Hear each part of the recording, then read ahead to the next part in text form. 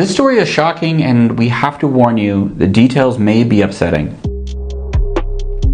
A few weeks back in Dayton, Ohio, a call came into 911 about a young girl being shot. That girl was Kendra Farler, a 15-year-old described as the heart and soul of her family, a tiny professor who loved to share everything she learned. On the line, her father, Kenneth, sounding panicked, saying his stepson accidentally fired the gun, and saying that the stepson, who's autistic and nonverbal, had no idea what he was doing. When the police arrived at the house, they found Kendra with a fatal shotgun wound. Initially, her father and stepmother insisted that the tragic shot was fired by Kendra's autistic stepbrother. But things didn't add up, and as the detectives' investigation unfolded, the truth began to come out. Kenneth, a man with a dark past, marred by criminal activity and drug trafficking, eventually admitted to the unthinkable. He was actually the one who pulled the trigger, not the innocent teen that he tried to blame. And police believe it wasn't an accident. Before Kendra was shot, she was reportedly telling him not to point a shotgun at her. This all happened a few weeks ago, and details are now coming to light as the court prepares for his trial. We don't know exactly what motivated this yet, but we do know the primary driver of violent crime is poverty. Some 140 million Americans live in poverty or are one crisis away from financial ruin. Critics point out if things like money and healthcare weren't an issue, this tragedy likely would have been avoided. Rest in peace, Kendra. Man, that is so messed up. My condolences goes out to this girl just because he's supposed to have been the one to protect her and been all that stuff that a father's supposed to be when it comes to his kids, you know what I'm saying? And knowing and hearing about his past, that's real messed up that you would try to blame that on a kid who can't even speak for themselves. And you must have felt some type of way. That's why you had went on and admitted that you did it. And the justice system is really gonna have a nice time with you. Just for the simple fact, man, you killed your own kid, your own flesh and blood.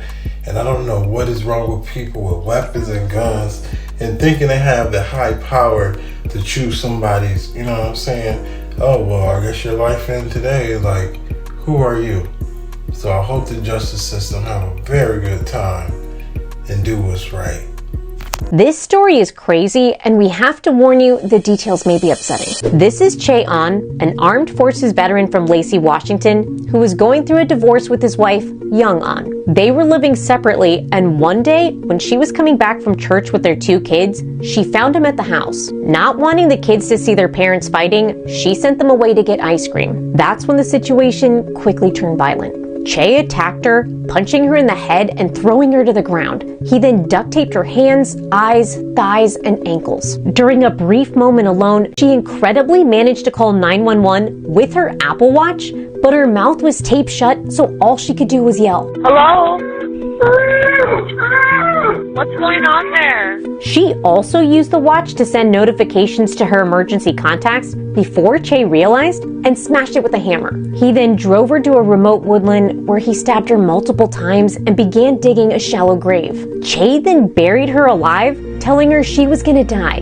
Desperately, she pleaded for their children's sake, but he was unmoved. Miraculously, she freed herself from the tape, escaped the grave, and found help. He reportedly did all of this because he wanted to keep his pension money away from her, saying he would rather kill her than give her his retirement money. This all happened last year, but just this week, Che was sentenced to over 13 years in prison and a lifetime no-contact order with the victim, who spoke courageously at the sentencing, highlighting her struggle and resilience. On average, every minute, 20 people are abused by an intimate partner in the United States. If you're in a situation where you think you're being abused by an intimate partner, know that there's help available. Call the National Domestic Violence Hotline at 1-800-799-SAFE. You don't have to go through this alone.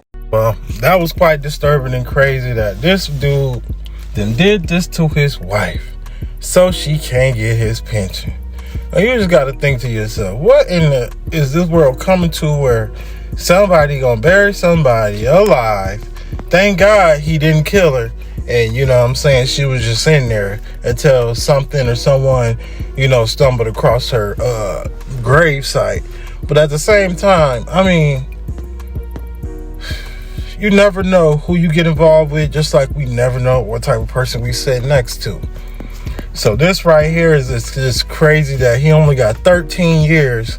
And this is why he buried somebody alive, tried to do what he did to his wife or ex-wife or whatever you want to call it. But at the same time, it's like, how do you think that you got high power to decide this or decide that? You know, if you were so protective of your money, you should have been more protective of it instead of just doing what you was doing. Because, I mean, 13 years, I think he got very lucky.